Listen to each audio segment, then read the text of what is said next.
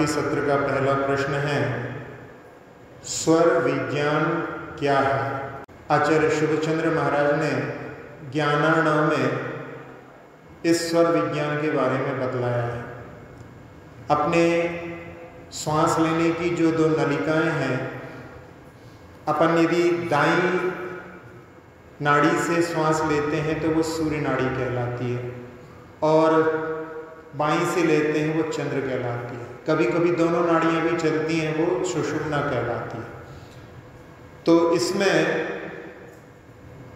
प्रातः काल में जब सूर्योदय होता है, उस समय में हम इसका परीक्षण करके अपने स्वास्थ्य के बारे में, दुर्घटना आदि के बारे में जानकारी ले सकते हैं।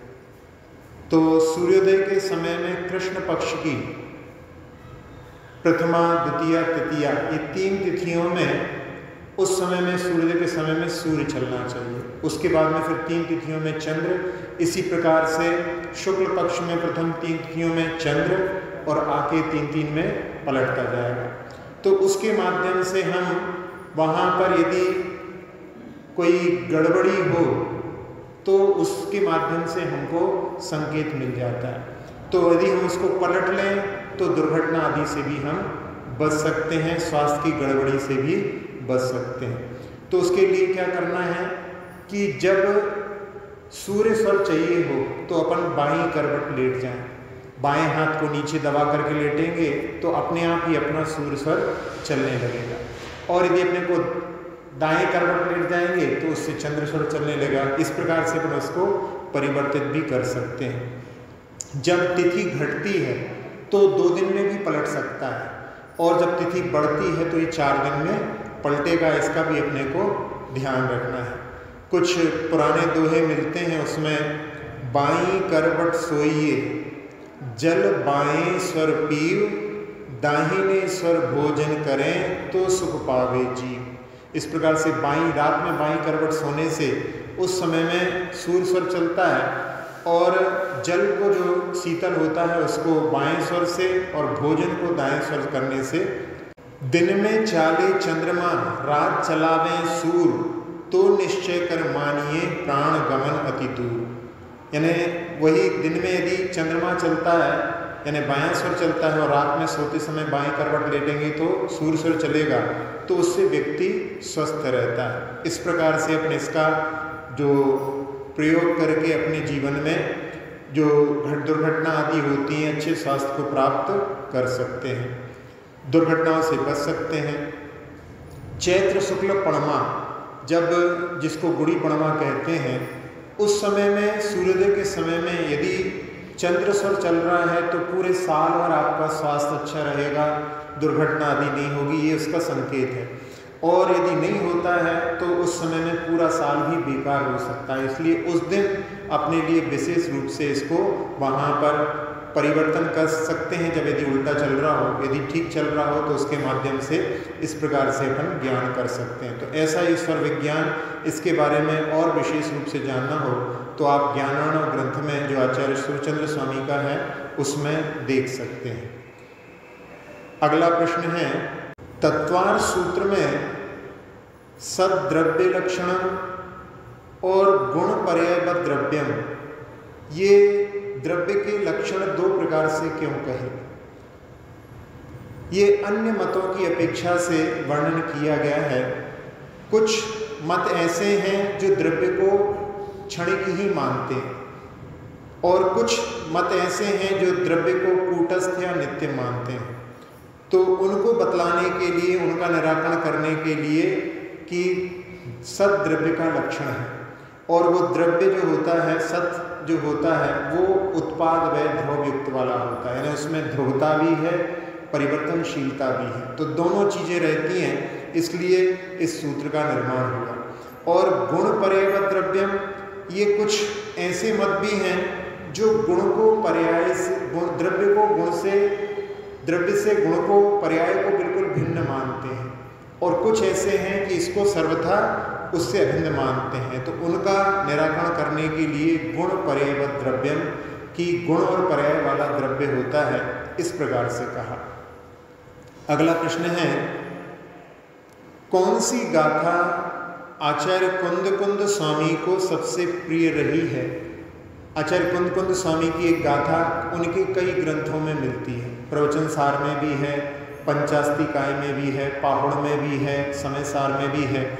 इस प्रकार से एक गाथा उनकी जो सबसे प्रिय है, अरस मरुवम गंधम अवत्तम छेदना गुणमसद्दम जानलिगगहिणम जीवमणिदिट्ठ संठाणम। आचार्य कुंद महाराज इस गाथा में कह रहे हैं कि अपना आत्मा का स्वरूप क्या है। निश्चय से देखा जाए तो वो रस से रहित है, गंध से रहित है, रूप से रहित है, अव्यक्त है और चेतना गुण से भरी हुई है और शब्द से भी रहित है। और उसको अलिंगक गहणम, जिसको कि हम इंद्रियों के द्वारा ग्रहण नहीं कर सकते हैं, ऐसे जीव को जानो जिसका कि अनिर्दिष्ट संस्थान होता है। यानी कोई उसका निश्चित संस्थान नहीं है कि ऐसा ही उसका आकार रहेगा, जैसा शरीर धारण करती है वैसे रूप में ढल जाती है, इसलिए इसका कोई निश्चित संस्थान नहीं है। ये गाथा सभी ग्रंथों में है। आचार्य कुंद महाराज को सबसे प्रिय रही होगी, इसलिए उन्होंने उनको सभी ग्रंथों में रखा है। अगला प्रश्न है, मिथ्यात् गुणस्थान में आयु बंध के साथ गति बंध के बाद दूसरी गति का बंध हो सकता है क्या या नहीं? इसी तरह अन्य गुणस्थानों में भी स्पष्ट स्थिति क्या है? मिथ्यात् गुणस्थान में चारों गतियों में से कोई सी भी गति बन सकती है, लेकिन जब आयु का बंध यदि मिथ्यात् के साथ में कोई जीव कर रहा होगा तो उस समय में वही गति बंधेगी जो आयु बंध रही है। बाद में जब आयु का बंध पूर्ण हो गया है उस समय में वो गति बांधने के लिए स्वतंत्र है। अन्य गुणस्थानों में अपन देखें तो सासादन गुणस्थान में नरक गति का बंध नहीं होता, 3 गतियों का बंध होता है। तीसरे चौथे गुणस्थान में देव हैं और नारकी हैं, वो केवल मात्र मनुष्य गति का ही बंध करते हैं। और तीसरे चौथे पांचवें गुणस्थान वर्ती जो तिर्यंच हैं वो देव गति का ही बंध करते हैं। और मनुष्य जो है तीसरे से लेकर के 8वें गुणस्थान के 6ठे भाग तक देव गति का ही बंध करता है, इसके ऊपर गति का बंध नहीं होता।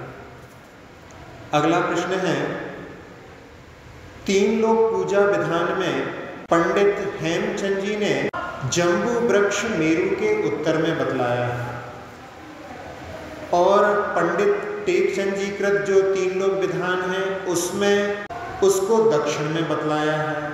इन दोनों में से कौन सा ठीक है? तिलोय पंडिती या जम्बूद्वीप पंडिती, त्रिलोकसार, बृहद्रव संग्रह, इन सभी में जम्बू वृक्ष मेरु के उत्तर में है। इसी के कारण में इस द्वीप को जम्बूद्वीप कहा जाता है।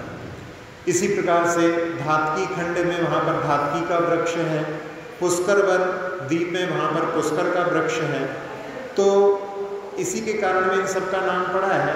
इसलिए यहाँ पर जो कहा गया है उसमें उसको जम्बू वृक्ष को मेरु के उत्तर में ही अपने को स्वीकार करना चाहिए। अगला प्रश्न है, तीर्थंकर प्रकृति का बंध सतत चलता रहता है या कभी रुक भी जाता है?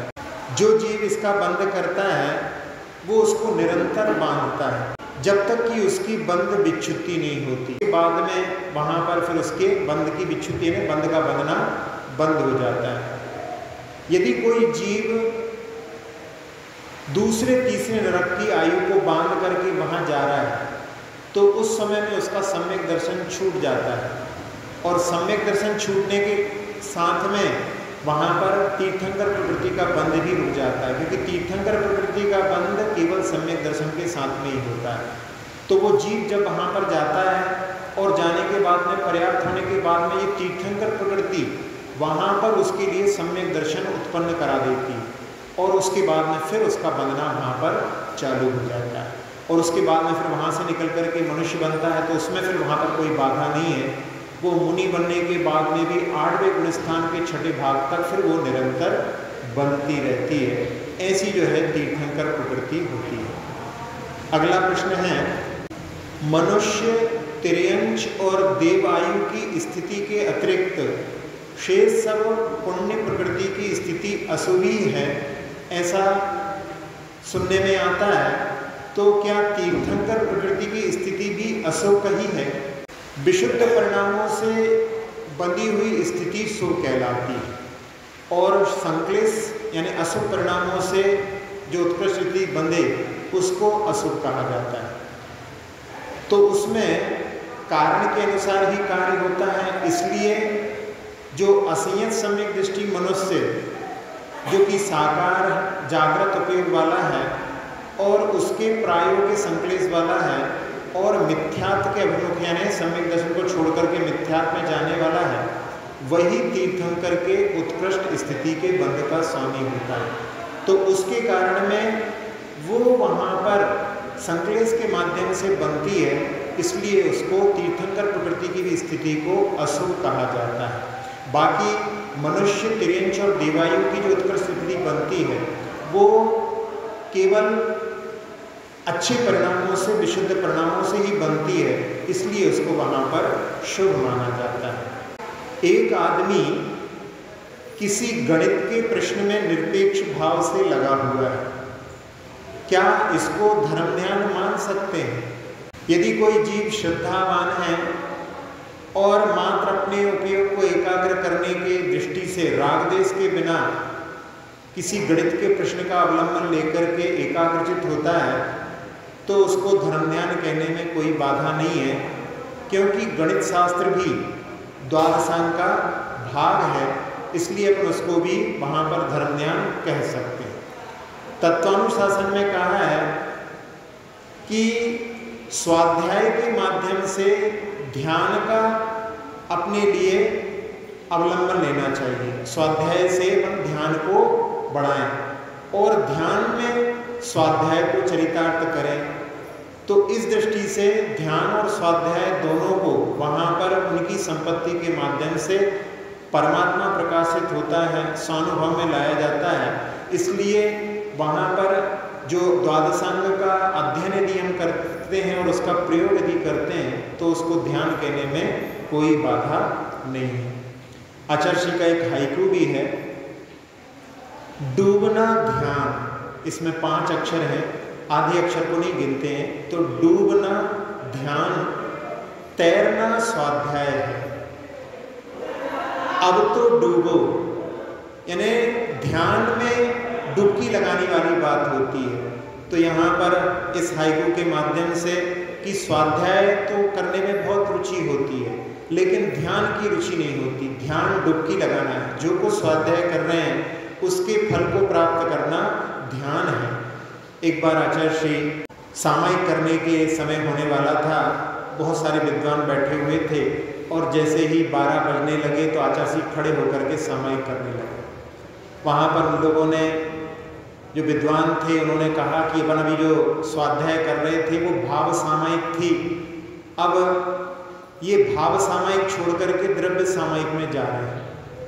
आचार्य श्री उस समय में आवर्त कर रहे थे, उन्होंने सुन तो लिया लेकिन कुछ प्रतिकार नहीं किया और सामायिक की।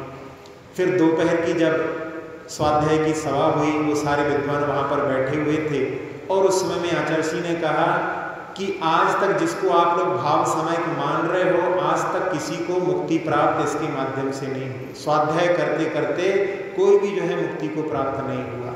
जिसको आप लोग द्रव्य सामायिक कह रहे हो, जो ध्यान की भूमिका बनाने के लिए आवश्यक है, उसी से जितने भी सिद्ध हुए हैं वो सब उसी के माध्यम से सिद्ध हुए।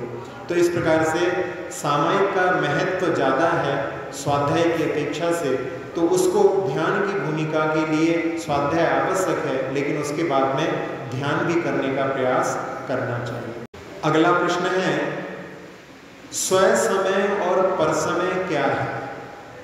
ये शब्द आचार्य कुंद स्वामी के ग्रंथों में आते हैं।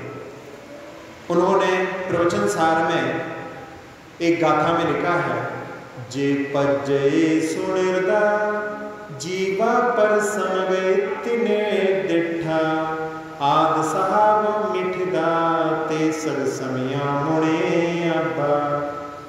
जो पर्यायों में रथ हैं उनको पर समय वहाँ पर निर्दिष्ट किया है, और जो अपने आत्मा के स्वभाव में स्थित हैं उनको स्व समय कहा है।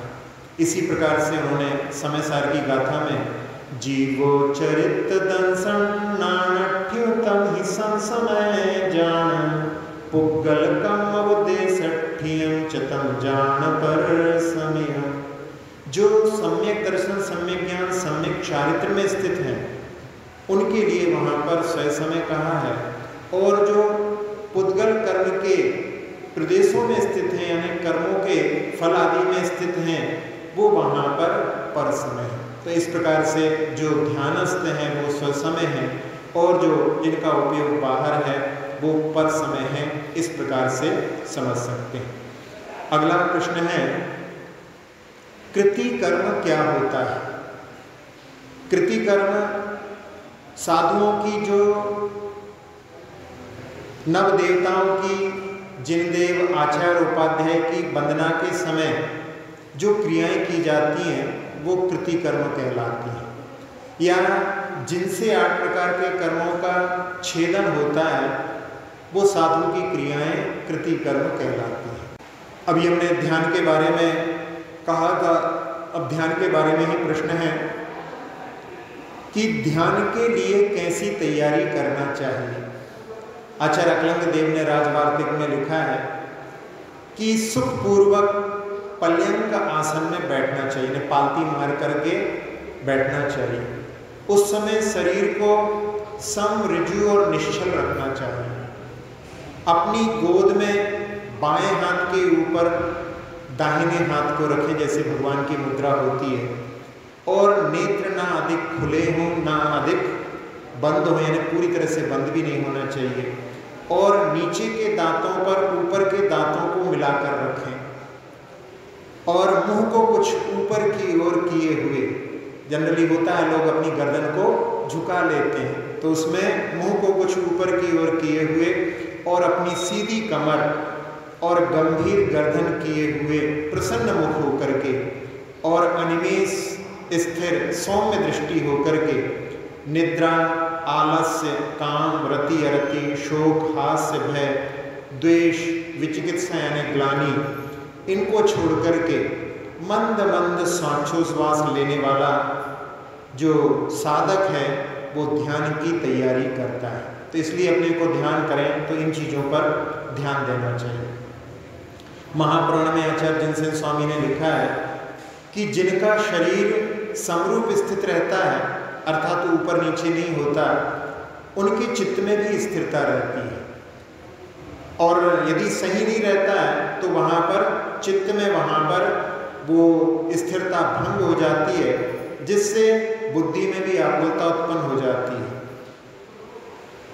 आसन में बैठने से अवश्य ही शरीर में पीड़ा होने लगती है यदि समचित्त नहीं है, वहाँ पर सामान्य आसन नहीं है, और जिससे फिर वहाँ पर शरीर की पीड़ा के माध्यम से मन में भी पीड़ा उत्पन्न हो जाती है, और फिर मन में ऐसे भाव होते हैं कि वो कब माला पूरी होगी, कब जो ध्यान पूरा होगा, ऐसे वहाँ पर धर्म ध्यान की जगह पर आर ध्यान चालू हो जाता है, तो उसमें व्याकुलता उत्पन्न होती है। इसलिए अपने को जब ध्यान करने बैठें तो पहले अपने शरीर को समान स्थिति बना करके ध्यान करना चाहिए। अगला प्रश्न है शुक्ल ध्यान के लिए वज्र, ऋषभ, नाराज संगनन आवश्यक है या 3 उत्तम संगनन वाले भी कर सकते हैं? प्रथम शुक्ल ध्यान उपसम श्रेणी में भी होता है, और उपसम श्रेणी चढ़ने वाले 3 उत्तम संगनन के साथ में चढ़ सकते हैं, क्योंकि 11वें गुण स्थान में वहाँ पर तीनों संगनन को बतलाया गया है, और उसके बाद में 11वें गुण स्थान में ही वज्र नाराज, वज्र नाराज और नाराज, इन 3 संगनन की विच्युति, यानी इसके ऊपर ये नहीं होते। मतलब वहाँ पर वज्र ऋषभ नाराज तो ऊपर जा सकता है, लेकिन 2 जो संगनन हैं वज्र नाराज और नाराज संगनन, इनकी उदय विच्युति हो जाती है। मतलब यदि कोई छपक श्रेणी पर चढ़ना चाहता है तो उसके लिए वज्र ऋषभ नाराज संगनन ही होना चाहिए। तो उसमें छपक श्रेणी पर केवल एक ही वज्र ऋषभ नाराज संगनन वाले ही चढ़ते हैं, और उपसम श्रेणी पर 3 भी चढ़ जाते हैं और उपसम श्रेणी पर भी 1 शुक्ल ध्यान होता है। इसलिए शुक्ल ध्यान के लिए केवल वज्रवसव नाराज नहीं, तीनों संग्रहण के माध्यम से ध्यान कर सकते हैं। अगला प्रश्न है 6 अनायतन कौन कौन से होते हैं? 6 अनायतन के बारे में 2 मत मिलते हैं। एक मत में जो अपने प्रचलित है उसमें कुदेव और उनके मानने वाले, कुशास्त्र और उनके मानने वाले या पढ़ने वाले, कुगुरु और उनके मानने वाले, उनके सेवक। प्रभाचंद जी आचार्य ने अन्य तरीके से भी 6 आयतन बतलाए हैं। उसमें एक मिथ्या दर्शन, मिथ्या ज्ञान, मिथ्याचारित, फिर मिथ्या दर्शन के धारक पुरुष, फिर मिथ्या ज्ञान के धारक पुरुष और मिथ्याचारित धारी। एक तीसरे तरीके से और उन्होंने प्रभाचंद जी आचार्य ने बताया है कि असर्वज्ञ, जिसको पूर्ण ज्ञान नहीं है, अपन उसको यदि उसकी आराधना करें तो वो असर्वज्ञ। असर्वज्ञ का आयतन यानी उनका जो आलय होता है, फिर असर्वज्ञ का ज्ञान, फिर असर्वज्ञ के ज्ञान से युक्त पुरुष, फिर असर्वज्ञ का अनुष्ठान यानी उनकी आराधना, असर्वज्ञ के अनुष्ठान से सहित पुरुष जो उनकी आराधना करता है, इनके संपर्क से सम्यक दर्शन भी छूट सकता है। इसलिए ऐसे षड अनायतन से अपने को बचना चाहिए। तीसरे गुण स्थान में जाने के बाद में कोई जीव पहले गुण स्थान में भी जा सकता है और चौथे गुण स्थान में भी जा सकता है, दोनों रास्ते रहते हैं। तो उसमें जिनका संपर्क मिथ्या आयतनों से हो जाता है, अनायतन से हो जाता है, वो पहले गुण स्थान में चले जाते हैं, और जिनको सद आयतन मिल जाते हैं तो वो सम्यक दर्शन को प्राप्त कर लेते हैं। तो ऐसा संगति का प्रभाव रहता है, इसलिए अनायतन से बचने का प्रयास करना चाहिए। ध्यान के लिए कैसी आसन होनी चाहिए? अनगार धर्मामृत में पंडित आसाधर जी ने कि तृण का बना हुआ या शिला का पट्ट हो या लकड़ी का काष्ठ में आसन होना चाहिए, और उसमें कोई क्षुद्र जीव ना हो, छेद ना हो, जो चरचर शब्द ना करता हो, और जिसका स्पर्श सुखद हो, और जो कील कांटे आदि से रहित हो, निश्चल हो, हिलता ना हो, ऐसे आसन पर बैठ करके ध्यान करना चाहिए। अब अगला प्रश्न है कैसे स्थान पर ध्यान करें? राजवार्तिक में आचार्य अकलंक देव ने कहा है कि पशु पक्षी के अगोचर, निर्जंतु, ना जहाँ पर अति शीत हो ना अति उष्ण हो, ना अधिक वायु वाला हो, वर्षा आतप से रहित हो। यहाँ पर तात्पर्य यही है कि वो सब तरफ से बाह्य और अभ्यंतर बाधाओं से शून्य हो, ऐसे भूमि तल पर स्थित होकर के ध्यान करना चाहिए। अगला प्रश्न है किस दिशा में बैठ करके ध्यान करें? वैसे जब जिनालय में ध्यान करते हैं तो भगवान की ओर मुख करके ही ध्यान किया जाता है, लेकिन जब गृह में आप लोग ध्यान करते हैं या कहीं तीर्थ क्षेत्र पर जहाँ पर रास्ते में यदि कहीं बैठने का मन हो ध्यान करने का, तो वहाँ पर पूर्व दिशा अथवा उत्तर दिशा में ध्यान करना चाहिए। यहाँ पर जो समर्थ पुरुष होते हैं उनके लिए तो दिशा का, स्थान का, आसन का कोई नियम नहीं। यहाँ पर प्रारंभिक भूमिका वाले लोगों के लिए इन सब का चयन करना आवश्यक है। जो समर्थ होते हैं वो किसी भी दिशा में बैठ जाएं, किसी भी स्थान में बैठ जाएं, किसी भी आसन पर वो ध्यान कर सकते हैं, लेकिन जो प्रारंभिक भूमिका वाले हैं उनको इन सब चीज़ों पर ध्यान देना चाहिए। अब इसमें क्या कारण है कि अपन पूर्व दिशा की ओर मुख करें और उत्तर दिशा की ओर मुख करें? तो इसमें भगवती आराधना की टीका में वर्णन आता है कि अंधकार का नाश करने वाली जो पूर्व की दिशा है जहाँ पर सूर्य उत्पन्न होता है, तो वो पूर्व दिशा प्रशस्त होती है। जैसे सूर्य के उदय के समान हमारे कार्य भी प्रतिदिन उन्नति को प्राप्त होवे, ऐसी इच्छा करने वाले जो लोग हैं वो पूर्व दिशा की ओर मुख करके अपने इष्ट कार्य को करें, जिसके माध्यम से सूर्य जैसी जो है वृद्धिंगत हो। फिर दूसरा उत्तर दिशा किस लिए? तो विदेही क्षेत्र में कम से कम 20 तीर्थंकर हमेशा विद्यमान रहते हैं, तो वो विदेही क्षेत्र जो है वो उत्तर की तरफ है। अपन लोग जैसे थाली का आकार है, थाली के आकार में नीचे का जो भाग है उसमें अपन लोग भरत क्षेत्र में हैं। बीच में मेरु है और मेरु के आसपास में ही 4 महाविदेह हैं। तो अपन लोगों की दृष्टि से यहाँ पर जो है मेरु उत्तर में पड़ता है, इसलिए अपने को उत्तर दिशा में। अब इसमें एक प्रश्न ये भी उत्पन्न हो सकता है आपको कि ऐरावत क्षेत्र के लोगों के लिए, तो ऐरावत क्षेत्रों के लिए वहाँ पर वो दक्षिण की ओर मुख उनके लिए, क्योंकि उनकी तरफ से विदेह वहाँ पर जो है दक्षिण दिशा में पड़ेगा। लेकिन अपन लोगों के लिए पूर्व यानी उत्तर की ओर और पूर्व की ओर, इस प्रकार से 2 प्रकार के दृष्टि रख कर के अपने को ध्यान या कोई भी सत्कार्य करना चाहिए। पूजा भी करते हैं उस समय में भी भगवान का मुख यदि पूर्व की ओर है तो अपन उत्तर की ओर मुख करके खड़े होकर के पूजा करें। यदि भगवान का मुख उत्तर की ओर है तो अपन लोग पूर्व की ओर मुख करके खड़े हो। जब बहुत सारे लोग पूजा करते हैं तो वहाँ पर जो जिस स्थान पर खड़े होते हैं सामने सामने भी खड़े हो जाते हैं, तो फिर उससे दिशा दोष दूर हो जाता है, तो उसमें बाधा नहीं है। लेकिन जब अकेले पूजा कर रहे हो तो उस समय में ये अपन ध्यान रख करके पूजा कर सकते हैं। अगला प्रश्न है, छायित सम्यक दृष्टि तिर्यंश अणुव्रतों को ग्रहण क्यों नहीं करता? छायित सम्यक दर्शन केवल मनुष्यों को ही प्राप्त होता है प्रारंभिक भूमिका में, और वहाँ पर जिस जीव ने पहले यदि तिर्यंश आयु बांध ली है, बाद में यदि वो छायित सम्यक दर्शन प्राप्त करता है तो वो मर करके भोग भूमि में उत्पन्न होता है, और जो भोग भूमि में उत्पन्न होते हैं वहाँ पर फिर अणुव्रतों का पालन नहीं होता, क्योंकि भोग भूमि में केवल 4 ही गुण स्थान होते हैं। इसलिए यहाँ पर जो छायित सम्यक दृष्टि तिर्यंश हैं वो अणुव्रतों को ग्रहण नहीं करते। अगला प्रश्न है, भगवान आदिनाथ के कितने गणधर थे? भगवान आदिनाथ के 84 गणधरों के बारे में वर्णन आता है। ये 4 ज्ञान के धारी होते हैं, भगवान की वाणी को जो झेलते हैं, और ये रिद्धियों से, समस्त रिद्धियों से, केवल ज्ञान को छोड़ करके सारी रिद्धियों से युक्त होते हैं। तप्त तप रिद्धि के प्रभाव से ये मलमूत्र रहित होते हैं। दीप्त तप रिद्धि के प्रभाव से ये बिना आहार के भी इनके शरीर की जो तेज है वो 10 दिशाओं को प्रकाशित करने वाला होता है।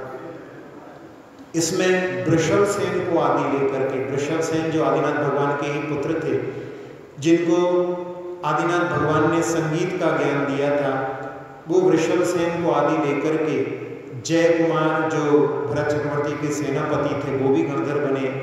नमी विनमी जो विद्याधर वहाँ पर आए थे, और उस समय में जब ध्यानस्थ थे आदिश्वर स्वामी मुनि अवस्था में, उस समय में उनसे मांगते हैं वो नमी विनमी, इनके पिता कच्छ महाकच्छ, ये सभी जो गणधर बने थे इनको लेकर के सभी 84 गणधरों का वर्णन आता है। अगला प्रश्न है, 10 लक्षण 16 कारण रत्नत्रय अष्टानिक साल भर में 3 बार क्यों आते हैं? ये सारे पर्व शाश्वत पर्व हैं, इनको किसी ने बनाया नहीं है, ये हमेशा से होते हैं। और किसी निमित्त से यदि कोई पर्व प्रारंभ होता है, जैसे महावीर जयंती है, शुद्ध पंचमी है, तो वो उस समय में किसी निमित्त से प्रारंभ हुए हैं, तो वो इसी अवसरपणी में चलेंगे, अगली अवसरपणी में या वहाँ पर उनका कोई वहाँ पर प्रयोग नहीं होगा। लेकिन ये जो शाश्वत पर्व हैं ये हमेशा मनाए जाते हैं। अब इसमें ये उपदेश में सुनने में आता है कि जो 10 लक्षण पर्व है, जिसमें उत्तम क्षमादि 10 धर्मों का पालन किया जाता है, और उसके बाद में सभी जीव एक दूसरे से क्षमा मांग लेते हैं। तो क्षमा यदि हम एक बार साल भर में मनाएंगे तो एक बार मांगेंगे, और जो भगवान की आस्था रखने वाला होता है, यदि किसी से लड़ाई हो जाए, यदि 6 महीने से ज़्यादा तक उसके प्रति बैर भाव को अपने मन में संजो करके रखे, तो फिर उसकी भगवान के प्रति आस्था नहीं रह पाती है, वो छूट जाती है। इसलिए साल भर में 3 बार मनाएंगे तो वो वहाँ पर क्षमा के माध्यम से अपनी जो मन में बैर भाव है दूर हो जाएगा। इसलिए ये साल भर में 3 बार मनाते हैं। वैसे तो शाश्वत पर्व है, लेकिन इसको अपन इस प्रकार से समझ सकते हैं। और उसमें भी क्षमा वाणी नाम क्यों पड़ा? क्योंकि क्षमा सबसे पहला धर्म है। जैसे बड़े पुत्र के नाम से वंश चलता है, फर्म चलती है, ऐसे ही यहाँ पर क्षमा सबसे बड़ा है। वैसे तो मार्दव वाणी भी है, आर्जव वाणी भी है, लेकिन यहाँ क्षमा के माध्यम से सारे धर्मों का उसमें समावेश है और वो अपने बैर भाव को मिटाने के लिए कारण बन सकती है। इसलिए साल भर में 3 बार इन पर्वों को मनाना चाहिए। वैसे तो लोग एक बार मनाते हैं, कई लोग ऐसे भी हैं जो 3 बार भी मनाते हैं और उसको अच्छी तरह से मना करके सबके प्रति अपने बैर भाव को दूर करने का भी प्रयास करना चाहिए। अगला प्रश्न है कि मुनियों के जो 6 बाह्य तप होते हैं वो यमरूप होते हैं या नियम रूप? तप जो होते हैं वो नियम रूप भी हो सकते हैं, यम रूप भी हो सकते हैं, जिसमें कुछ कुछ तप जैसे कि अनशन, जब तक संलेखना धारण नहीं करते हैं तो उस समय में 1-2 उपवास, कोई 10 उपवास, कोई 6 महीने तक का भी उपवास कर सकते हैं, तो वो यहाँ पर नियम रूप है। लेकिन जब संलेखना धारण कर लेते हैं तो वो यावत जीवन यानी यम रूप हो जाते हैं। फिर इसी प्रकार से ऊनोदर, जैसे आचार्य श्री हमेशा ऊनोदर करते हैं तो उनकी दृष्टि से वो ऊनोदर उनका यम रूप हो गया। बाकी कभी कभी यह ऊनोदर करते हैं तो उस प्रकार से उनका नियम रूप हो गया। फिर वृत्ति परिसंख्यान भी नियम रूप। फिर रस परित्याग में भी कुछ रसों का, जैसे आचार्य श्री का मीठे का, नमक का त्याग यम रूप में है तो उसको अपन यम रूप में समझ सकते हैं। इसी प्रकार से विविक्त सय्यासन और कायक्लेश तप, ये भी सब जो है यम और नियम रूप भी हो सकते हैं। अगला प्रश्न है कि जो श्रीवत्स का चिन्ह भगवान के बक्षस्थल पर होता है उसका कैसा स्वरूप होता है? इनका मतलब ये है कि उभरा हुआ जैसे भगवान की प्रतिमाओं के बक्ष पर दिखाई देता है वैसा होता है या तिल जैसा होता है? जैसे केवल तीर्थंकरों को ही नहीं, महापुरुषों को भी, महान राजाओं के लिए भी इसका वर्णन आता है। पद्म पुराण में राम के लिए भी, लक्ष्मण के लिए भी और प्रतिनारायण रावण के लिए भी बताया है कि उनके बक्षस्थल पर ये चिन्ह था। फिर राजा अरविंद पार्श्व पुराण में जो जिनके पास में मरुभूति मंत्री के रूप में कार्य करते थे, उन राजा के भी बक्षस्थल पर वो चिन्ह था, जिसको देख करके जब मरुभूति मर करके हाथी बनता है सल्लकी वन में वज्रघोष नाम का, तो उनके उस चिन्ह को देख करके उनको जाति स्मरण हो जाता है कि ये हमारे पूर्व में राजा थे, तो उनके लिए भी था। तो इस प्रकार का जो चिन्ह होता है वो केवल तीर्थंकरों को नहीं और भी होते हैं। साथ साथ में प्रश्न के अनुसार उसका वर्णन ऐसा आया है कि वो चमकीला होता है और उसकी कांति से जो परिपूर्ण बक्षस्थल बड़ा शोभायमान होता है।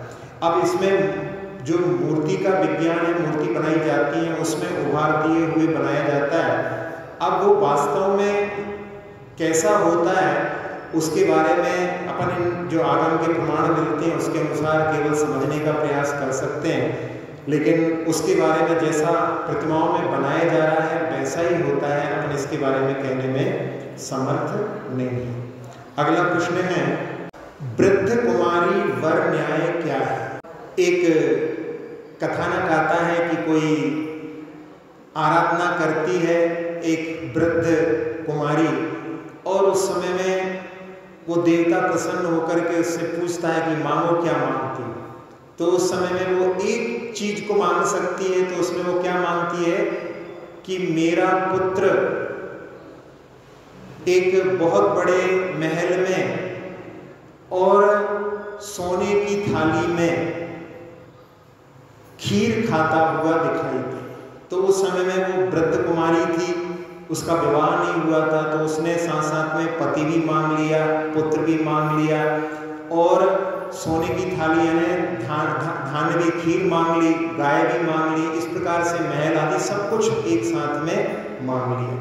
तो ये एक न्याय कहलाता है। इसी प्रकार से यहाँ पर इसके अपना अर्थ को अपन लें तो जो भगवान की आराधना करते हैं उस समय में अपन भगवान से क्या मांगे, तो जैसे कि तत्वार सूत्र में कहा है वंदे तद्गुण लब्धे, मैं उनके गुणों की प्राप्ति के लिए उनको नमन करता हूँ। भगवान के पास में आकर के और कुछ ना मांग करके भगवान को ही मांग लो तो रास्ते की सारी चीज़ें तो अपने आप ही प्राप्त हो जाएंगी। जैसे किसी को दिल्ली जाना हो, तो दिल्ली जाना है तो रास्ते की चीज़ों के लिए वो कहे कि भैया हमको जो है ग्वालियर भी दिखा देना, हमको है मथुरा भी दिखा देना, इसको बोलने की आवश्यकता क्या है। तो एक चीज़ मांग लो, मंजिल को, भगवान को मांग लो, तो भगवान के जाते समय में रास्ते में जो जो पढ़ते हैं वो सब भी वहाँ पर अपने लिए प्राप्त हो जाएंगे। इसलिए भगवान की आराधना में केवल भगवान की ही जो है अपने लिए कामना रखना चाहिए। ये इस न्याय के माध्यम से केवल समझाने का प्रयास है कि एक ही बार में सब कुछ मांगना, बाकी सब चीज़ें तो क्षणभंगुर हैं। वास्तव में जो भगवान को प्राप्त करना चाहता है वो उन सब चीज़ों की ओर ध्यान ही नहीं देता। अगला प्रश्न है, भाग्य बड़ा है या पुरुषार्थ? भाग्य और पुरुषार्थ के बीच में द्वंद्व जैसा चलता है। कुछ लोग भाग्य को जो है ज़्यादा महत्व देते हैं, कुछ लोग पुरुषार्थ को ज़्यादा महत्व देते हैं। एक बार दो मित्र, उनको दोनों को एक कमरे में बंद कर दिया। उनके आंखों पर भी पट्टी बंधी हुई थी, हाथों पर भी पीछे हाथ बंधे हुए थे और उनको उस कमरे में बंद कर दिया। अब समय व्यतीत हुआ, उनको भूख लगी, तो एक व्यक्ति सोचता है कि मैं प्रयास करता हूँ, शायद इस कक्ष में कुछ जिसने अपने को बंद किया है उसमें कुछ खाने के लिए रखा हो।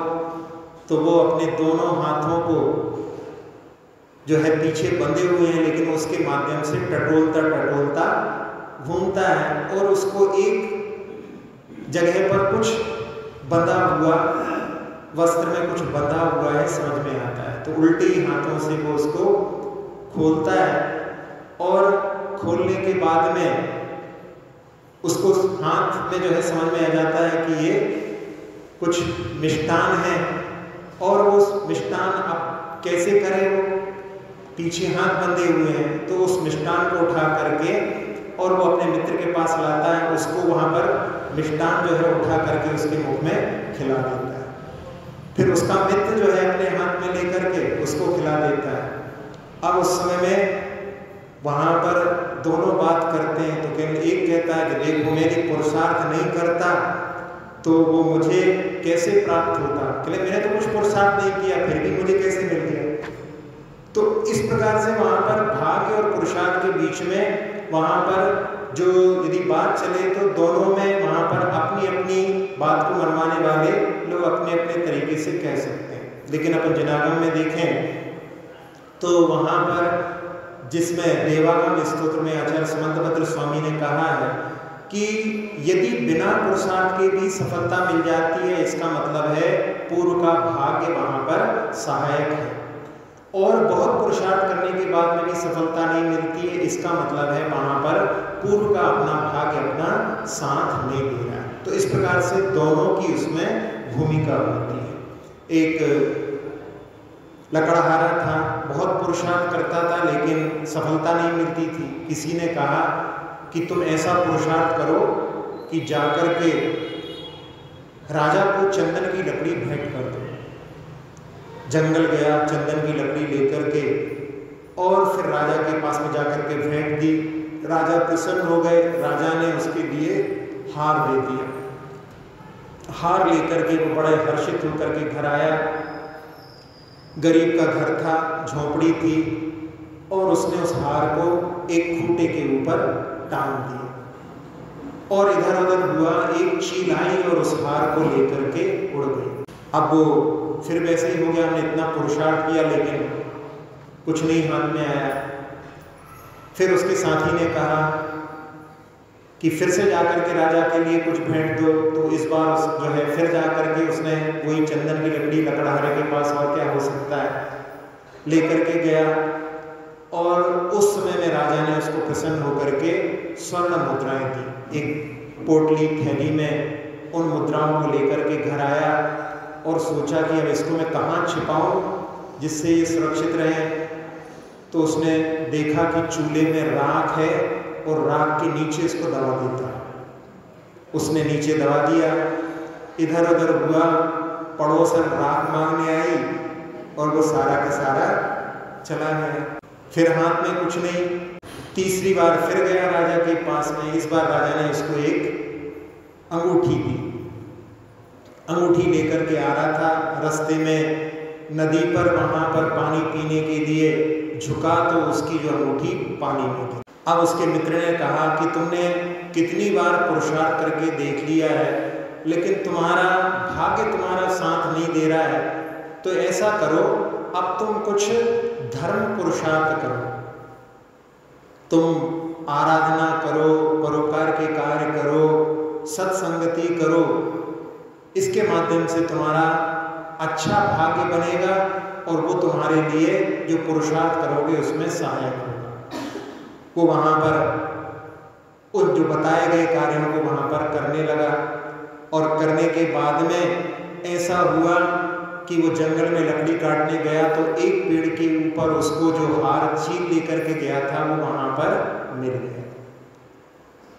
जो मुद्राएं छुपा करके रखी थी वो वहाँ पर पड़ोसन जो लेकर के गई थी राख, उसने भी सोचा कि देखो इनके यहाँ से राख में ये आ गई हैं और ये संपत्ति हमको लेने का अधिकार नहीं है, इसको तो अपने को लौटा देना चाहिए। तो वो भी वहाँ पर लौटा गई और जब पत्नी भरने के लिए गई जल तो वहाँ पर नदी पर उसको अंगूठी भी मिल गई। तो इस प्रकार से पुरुषार्थ और भाग्य में दोनों में यदि हम दोनों की दृष्टि देखें तो भाग्य और कुछ नहीं है, जो कुछ हम करते हैं वही भाग्य बन करके लौट करके आता है। तो luck is nothing but reflection of our past deeds. पुराने जो किए हुए कार्य हैं वही लक बन करके लौट करके आता है। इसलिए भाग्य और पुरुषार्थ में अपने लिए दोनों प्रकार से वहाँ पर भाग्य को बनाने के लिए आगे के पुरुषार्थ के माध्यम से भाग्य भी अपन तैयार कर सकते हैं। अब थोड़ी देर के लिए अपन ध्यान करें। सभी लोग ध्यान की भूमिका में बैठने का प्रयास करें।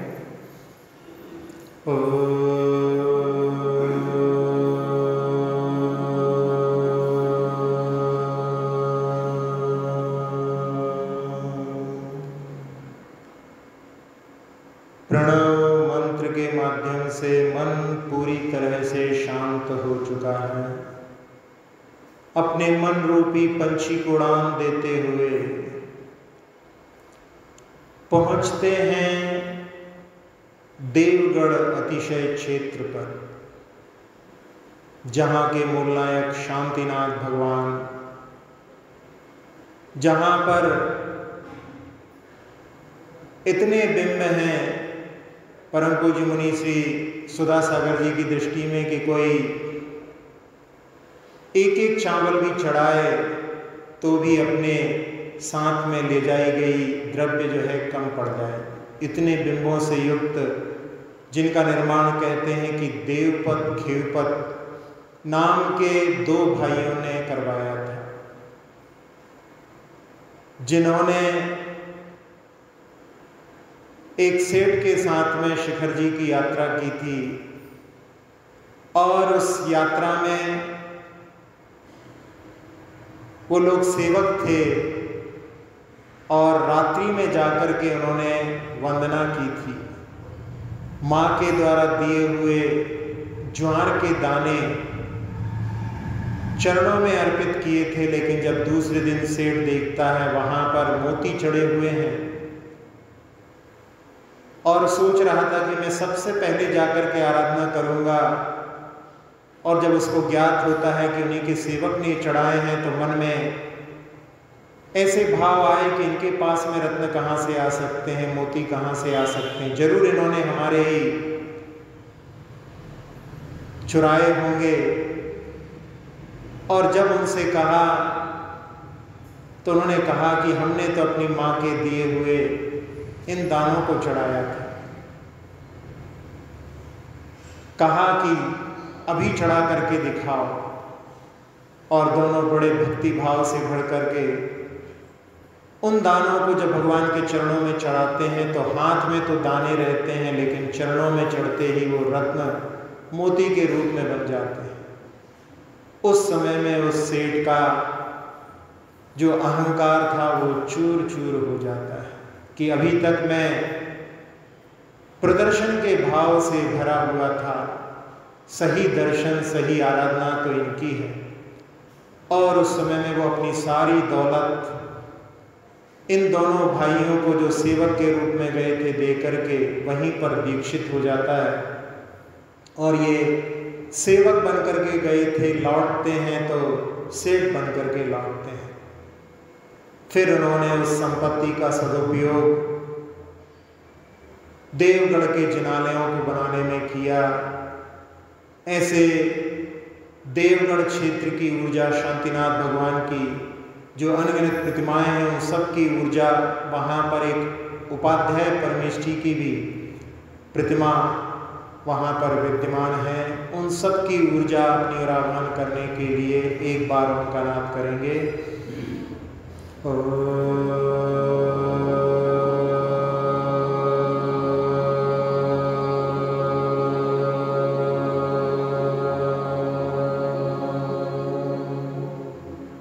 प्रणव मंत्र के माध्यम से जो ऊर्जा को अपन ने आह्वान किया है, देवगढ़ क्षेत्र की ऊर्जा को लेकर के सिर के ऊपर एक चंद्रमा के जैसा पिंड ऊर्जा को बरसा रहा है। उसने मस्तिष्क, नेत्र, नासिका, मुख, कर्ण सबके विकारों को दूर कर कंठ के विकार, फेफड़ों के विकार, छोटी आंत, बड़ी आंत, किडनी, लीवर आदि सभी विकारों को, हृदय को भी स्वस्थ करती हुई वो ऊर्जा रीढ़ की हड्डी, पीठ, कमर, कंधे, हाथ, जंघाएं, घुटने, पिंडलियां, टखने, एड़ियां, तलवे, अंगूठे सहित सभी उंगलियों को अपने आगोश में लेकर के पूरे शरीर को, पूरे शरीर की त्वचा को, एक एक प्रदेश को निर्विकार, निरामय, निरोगी बना दिया। जैसा लाभ देवगढ़ अतिशय क्षेत्र का हमने प्राप्त किया, सारे संसार को मिले, ऐसी भावना से उस ऊर्जा को पूरे लोक में फैलते हुए देखें। सुखी रहें सब जीव जगत के, कोई कभी ना घबरावे। सुखी रहें सब जीव जगत के, कोई कभी ना घबरावे। सुखी रहें सब जीव जगत के, कोई कभी ना घबरावे। पूरे संसार में शांति का वातावरण, सभी जीव अपने अपने दुखों से, रोगों से, शोकों से मुक्त हो रहे हैं। सारे संसार में जी और जीने दो की भावना से भरे हुए सभी जीव पुनः शांतिनाथ भगवान को निहारते हुए विराम। अक्षय पद मात्रा से दूषित वचन अगर महीन रहे, और प्रमाद कषाय के वश में सम्यक अर्थ विलीन किए। जिन वाणी माता मेरी उन सब त्रुटियों को क्षमा करें, दे आशीष शीघ्र हम सबको केवल लब्धि रमा मिले। प्राप्त हमें हो बोधि समाधि, परिणामों की शुद्धि हो। निज आत्म उपलब्ध हमें हो, शाश्वत सुख की सिद्धि हो। चिंतित वस्तु दात्री माता, चिंतामणि